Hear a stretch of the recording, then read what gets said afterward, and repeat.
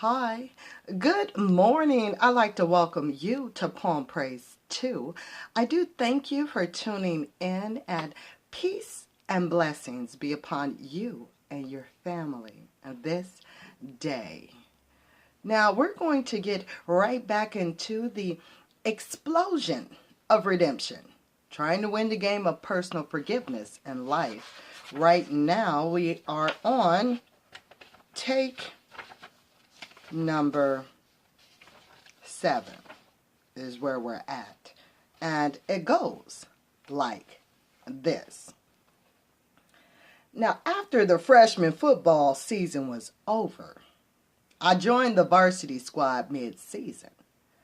I think I joined the team for the Oklahoma State game in Stillwater, Oklahoma. We won the game 36-0. I was eager to get on the field, but not so many freshmen got playing time. So, any personal expectation of getting game minutes on varsity were very low. My next game was my first home game at Memorial Stadium. It was crazy. I played in front of many people in Texas. Football in Texas is a religion of sorts. But I never played in front of 75,000 plus screaming fans.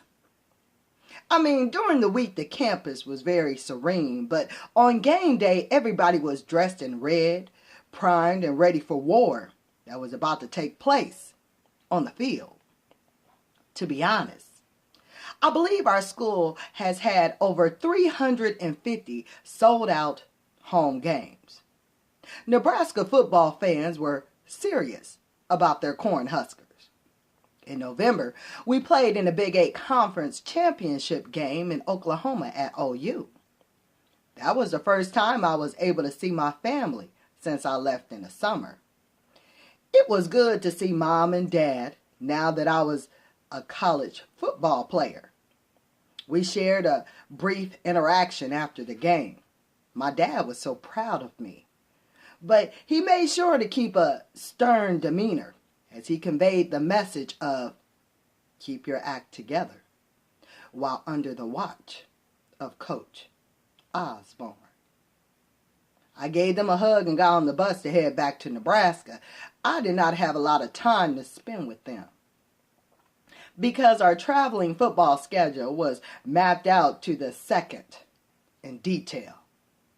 From home to game, from game to home, was military-like in form. We finished that season 10-2, losing to OU in the Big 8 Conference Championship game and losing to Houston University in the Cotton Bowl, played in Dallas, Texas. Most of the guys continue with their regular class schedule and hitting the weights also. I had other plans in mind. Track and field was on my agenda. I figured running indoor track would help me condition myself throughout the winter. I stayed on a football scholarship, but the track coach, Frank Savine, did not mind having my speed at his disposal. I ran the open 60-yard dash during the indoor season, and I ran the 100-yard and 200-yard dashes in the spring. Being on the track team was very different. I did not run any relays. Therefore, I did not have to communicate much with my track teammates. I was just focused on winning my races. I was just focused on winning my races. If I did not participate in track, I would be put back in the off-season football conditioning program, which was not as exhilarating as track. Spring track was always cut short because I had to report for spring football normally. I competed in one spring track meet only. I reported to spring football as soon as it started because doing so was how you moved up the depth chart on a team and earned more playing time for the fall. My sophomore year, I joined varsity squad full time. We were ranked number 7 in the country. We had a great year by regular team standards. We smashed our way through the Big 8 conference. We were murdering teams by large margins. We beat Utah by 46 points. We beat Iowa 57-0. We beat Kansas 54-0. We beat Oklahoma State by 41 points. We beat Kansas State by 47 points. And we beat Iowa State 35-0. I mean, we killed them.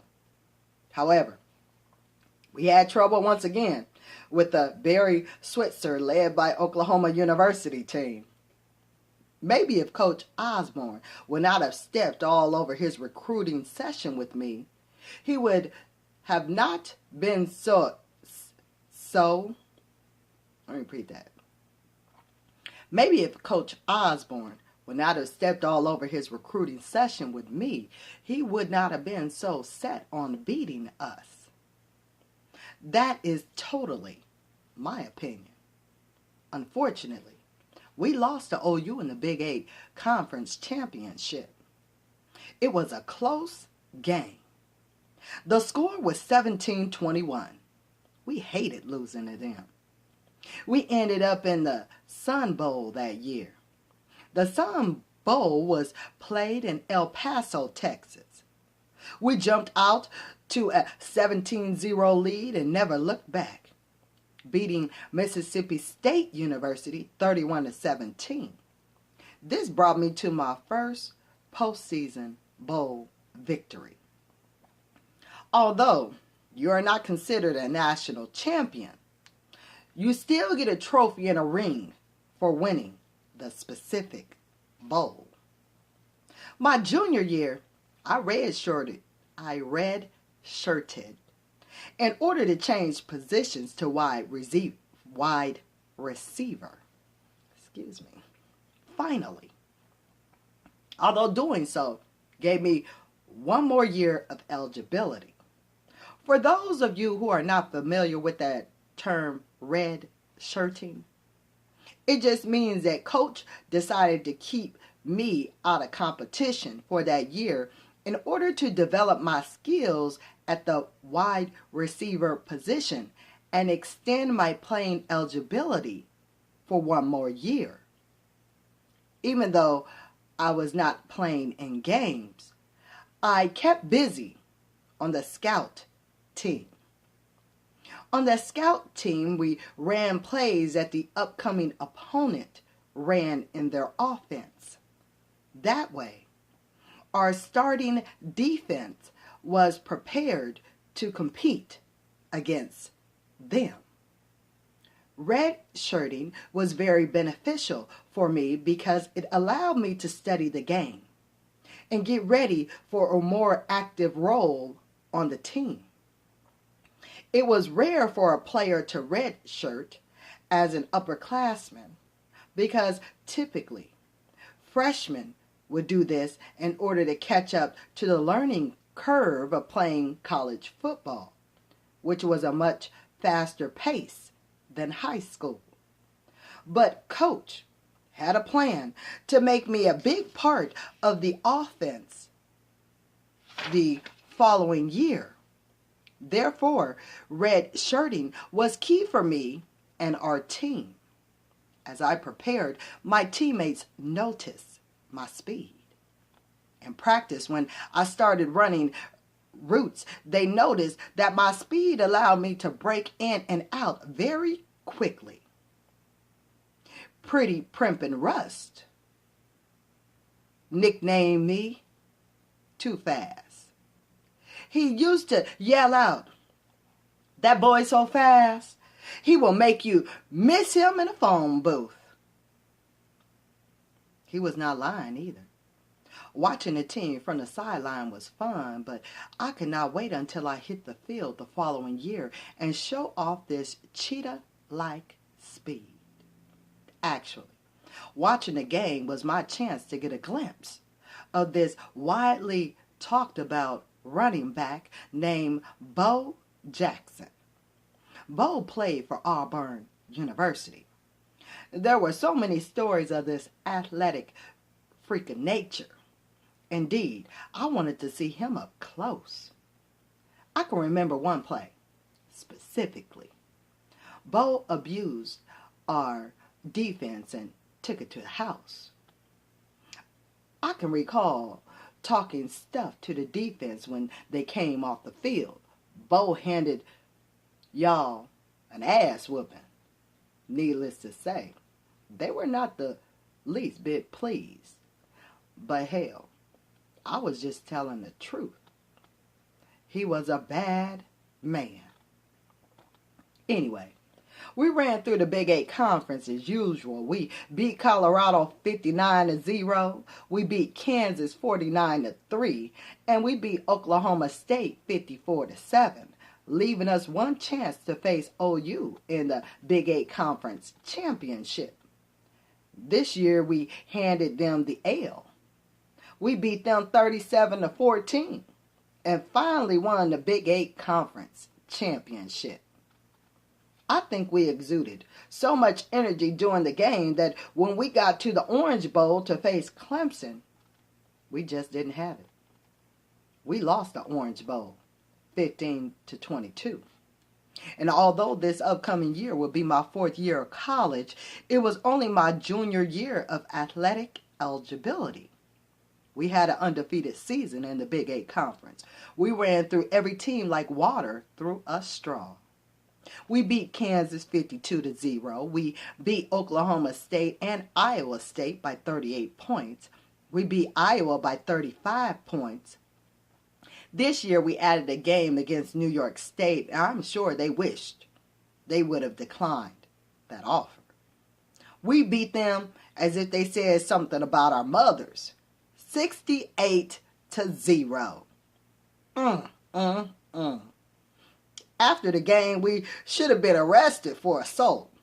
We only had one loss that year, and it was to Pennsylvania State University, in parentheses, Penn State. I had to talk about this game for a second because it was considered to be one of the most controversial games of the year. I think somebody wanted to stop our dominance that year.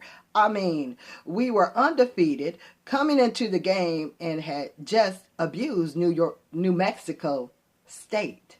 Excuse me, I was about to say New York, but no, the book says New Mexico State. That was one of the largest margins of victory to the point of the season by any team. So coming into Beaver Stadium in Pennsylvania after that impressive victory made us a target for bad calls, because Penn State was undefeated as well. We were ranked number 3 and they were ranked number 8. If you did not know, playing in Beaver Stadium was a difficult feat for most teams. It is loud, and the fan base of Nittany, Nittany Lions were hard for their team. They had a lot of energy coming into the game, so they scored first. They completed a 83-yard drive to take the early lead, 7-0. Our defense took it personal.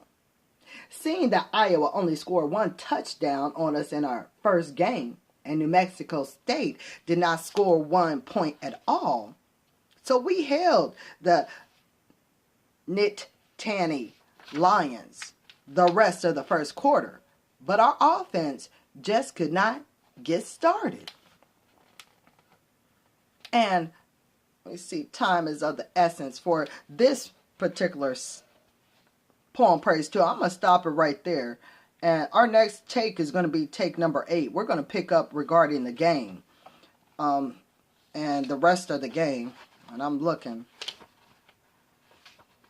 And I'm looking at the second quarter, y'all. Yeah, it's going to...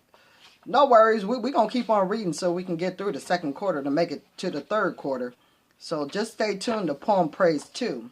And certainly made this playing a game. We in life, right? Okay. Take that to a whole nother level.